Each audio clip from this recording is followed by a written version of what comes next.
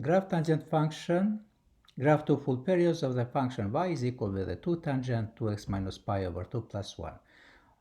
First, let me write a general form of this function. So the general form of this function is going to be y is equal with the a tangent bx plus c plus d. So a represents here the vertical stretch or compression of the function, and b of x here, if we want to find the period, we can find the pi over b. And if we want to, for example, bx plus c, here we can find the phase shift of the function, and c is the vertical shift of a whole function. Now, first of all, let's find here a, the vertical stretch of the function. A is going to be equal, in this case, a is a 2. So this is the vertical stretch or compression. But in this case, because 2 is greater than 1, so we have a vertical stretch of this function. Now, we are going to take the period. The period is going to be pi divided by b. And in this case, we have a pi is here, and b in this case is 2.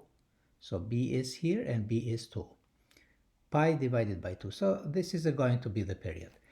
And let's say period is here, up to here, pi over 2.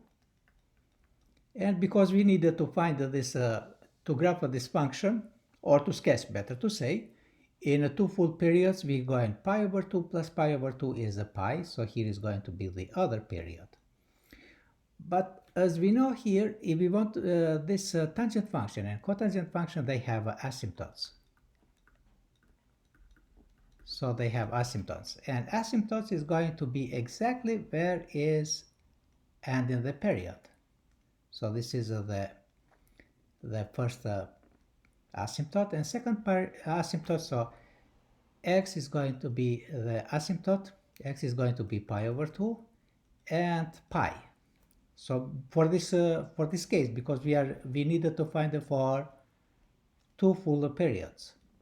But if we are going further, it's going 3 pi, 0, and goes to the other side.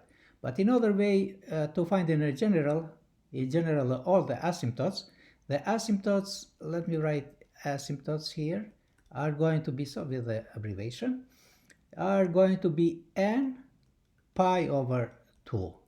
So it's a plus minus. So these are going to be the asymptote. When n is element of z. So n can be any integer. So for example, it's a 0, can be 0. If n is a minus 1, is minus pi over 2 here.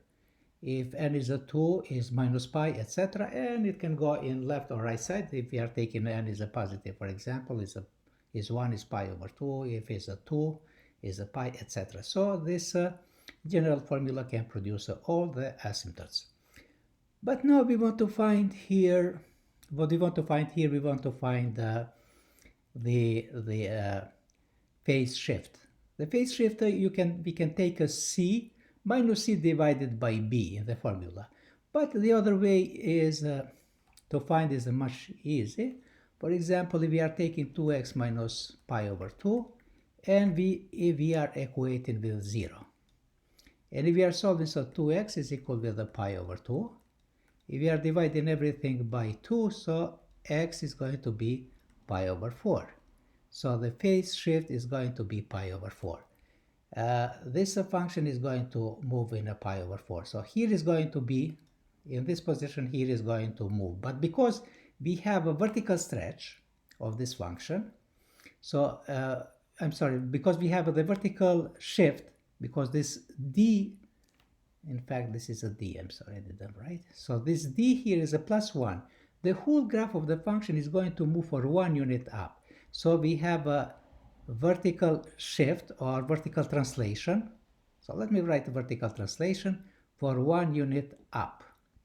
And because we have for 1 unit up, this is a midpoint here that divides the function into symmetrical side. So it moves for 1 unit up. So it moves here. So let me write here with the red. So it moves here. And now this graph, now we can we can graph it very easily now on the graph. Okay, let me write it.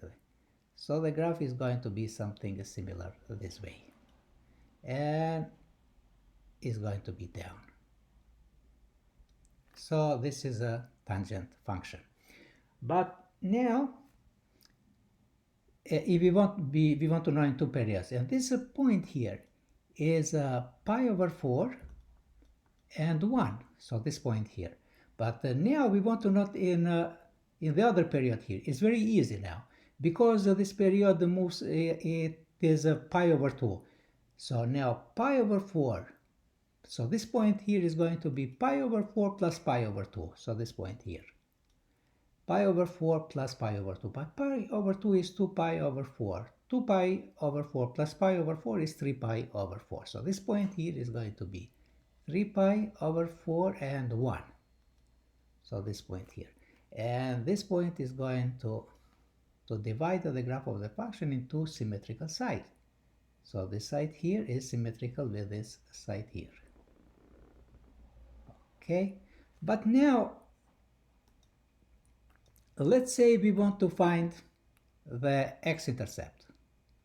Okay, to find the x-intercept here, I'm trying to find all the critical points of this graph of tangent function. The other critical points is here, for example, x-intercept. How we can find the x-intercept? So x-intercept is going to be when y is, you set y is equal to 0. If we are setting y is equal to 0, whenever it's y and plug in 0, is equal with a 2 tangent 2x minus pi over 2 plus 1. So both sides I'm going to subtract by minus 1, and then I divide by 2. When I do this operation, in this side is going to be minus 1.5 is equal with a tangent 2x minus pi over 2. And now I'm taking inverse tangent of both sides. And here is going to be tangent, inverse tangent of minus 1.5. And the other side, inverse tangent time tangent is going to be 1, and is going to remain just 2x minus pi over 2. Now I'm going to both sides to add plus pi over 2. If I'm adding plus pi over 2, one side is going to be just 2x, this side here. And the other side is going to be pi over 2, because I'm adding, plus tangent, inverse tangent of minus 1 over 2. And now I'm dividing by 2 everything, and finally I get x is equal with if I'm dividing by 2, this is going to be pi over 4 plus 1.5, because I'm dividing by 2 this side, this term, and inverse 1 over 2 inverse tangent of minus 1 over 2.